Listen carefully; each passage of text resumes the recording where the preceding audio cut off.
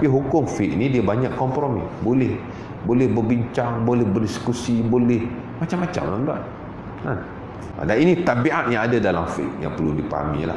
Dzalika min ayatillah man yahdillahu fahuwal muhtadi wa man yudlil falan tajid lahu waliyan mursyida. Sebagian hukum dia berubah. Ada hukum tuan-tuan dia tak berubah sampai hari kiamat.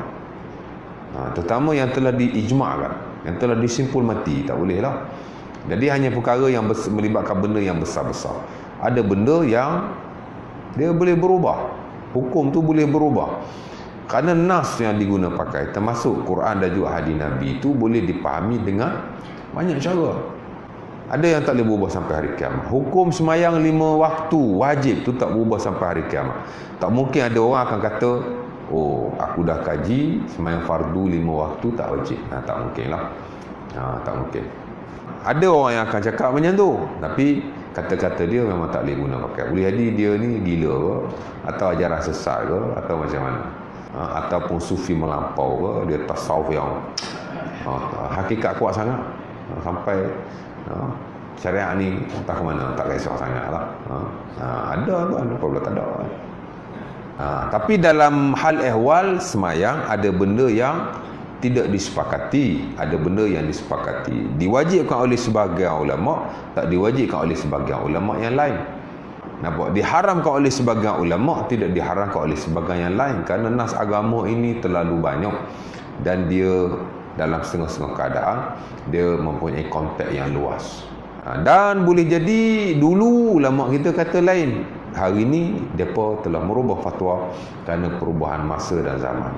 Manusia berubah, begitu juga sebagai hukum dia mesti berubah. Ada kalanya dia ada hukum itu dilihat kuat pada zaman itu, tapi hari ini sudah tidak praktikal lagi, dan kita mesti berpindah kepada hukum yang baru, tapi masihlah konteks yang sama. Dulu-dulu mazhab Syafi'i, kalau urusan muamalah ni wajib akad 99.9999%. Ulama Syafi'i kata bila berurusan muamalah wajib akad secara lafzi, secara lafaz. Tak kira lah jual beli ke, hutang piutang ke, gadai menggadai ke, apa-apalah, hatta mesti akad dengan lafaz. Tak terima dengan akad selain lafaz. Nampak? Barang aku beli dengan harga sekian, aku jual dengan harga sekian, mesti wajib. Kalau tak buat sedemikian, tidak sah akadnya. Dan seperti dia memakan harta yang haram, tak boleh. Pasal Allah Ta'ala kata, illa an takuna tijaratan antara minkum. Surah An-Nisa ayat 29 tu, ayat terbesarlah dalam isu muamalah. Allah Ta'ala kata mesti redha. Memang asas kepada muamalah redha lah, redha. Nak tunjuk redha macam mana? Takkan senyumnya. Redha lah tu, belum tentu.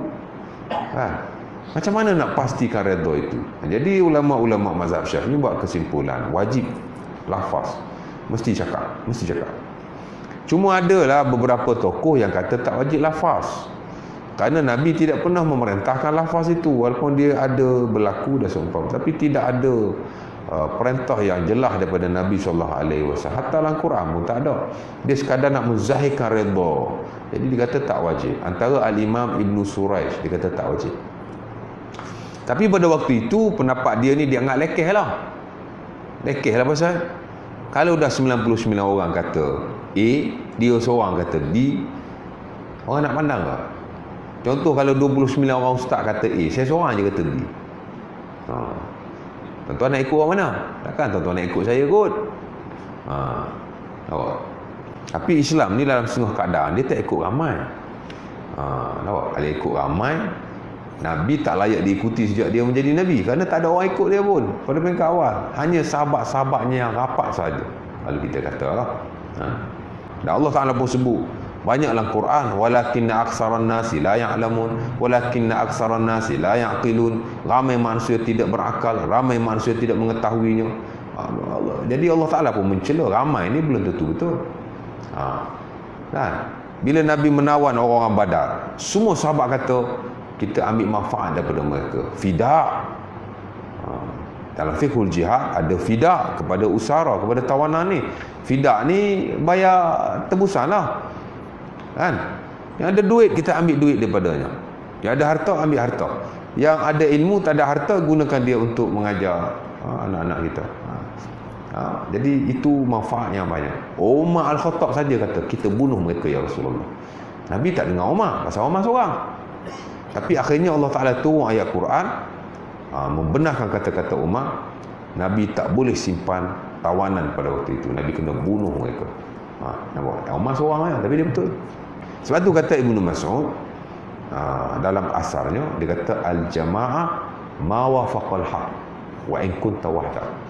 Yang benar ini, jemaah ini adalah apa yang menepati kebenaran, walaupun engkau hanya bersendirian. Seorang pun tak rasa jadi kau benar, dia kata. Samalah dalam isu ini pun. Jadi ada benda tuan-tuan, dia Ibnu Suraish dia kata tak wajib akad lah. Fatwa itu dianggap sebagai yang paling tidak masyhur, paling lekeh, paling tapi hari ni cuma bila Al-Imam An-Nawawi datang, dia backup Al-Imam Ibnu Suraish. Dia kata fatwa ini betul. Kerana dia kata urusan muamalah yang tidak dinaskan oleh Nabi SAW ala hasabil uruf, ala ma ta'arafa alaihi nas, mesti ikut adat manusia. Kalau tempat tu tak ada akad, tak ada lah, tak perlu ucap. Dia kata ini, muamalah ni kalau tidak disebut oleh Nabi dan Allah Ta'ala, dia mesti di atas uruf manusia, adat manusia. Tapi hari ni kita lihat itu yang paling praktikal. Betul tak? Pasal kaedah jual beli dah bermacam-macam. Tuan-tuan beli dengan mesin, tuan-tuan beli secara online. Nak akad dengan komputer tu. Aku beli ya komputer. Komputer pun tadi nak jawab. Jadi tak praktikal. Walaupun dulu dia fatwa yang muktamad, fatwa yang diguna pakai, kerana dulu lebih kepada urusan muamalah secara bersemuka, face to face. Hari ini banyak urusan bukan bersemuka, bukan face to face. Face tak ada face. Hak beli duduk kat sini, hak jual duduk kat US sana. So macam mana nak akad? Zaman dulu tak berlaku, tapi hari ini berlaku. Jadi mesti merubah fatwa ataupun pendapat dalam hal-hal yang tidak wartakan dalam syarak. Bukan syarak warta pun, itu pendapat dalam fiqh. Lepas tu ulama kita bagi dua tuan-tuan. Hukum ni ada dua. Satu dia kata hukum Allah, hukum Islam. Satu lagi dia kata hukum fiqh. Bila sebut hukum Allah kita faham, ini tak boleh berubah sampai hari kiamat. Tapi bila sebut hukum fiqh, kita fahamlah terminologi itu sendiri telah digunakan pakai oleh para ulama nak membezakan antara adakah ini jelas daripada Allah Ta'ala perintahnya, ataupun ini hukum ini terhasil daripada ijtihad ulama itu sendiri. Kita boleh kata semayang semayang 5 waktu fardu, kita boleh kata wajib. Ini hukum Allah, boleh kata. Tapi kita tak boleh kata baca Al-Fatihah ketika solat adalah hukum Allah, tak boleh. Kita kata hukum fiqh. Pasal ada ulama yang kata tak wajib baca Al-Fatihah. Tak boleh kata hukum Allah. Kalau kita kata hukum Allah, nanyalah ke puak-puak Hanafi tu, pasal mereka lawan hukum Allah lah. Allah Ta'ala tak pernah mewajibkan membaca Al-Fatihah dalam solat. Cuma Nabi ada mempraktikkan sedemikian.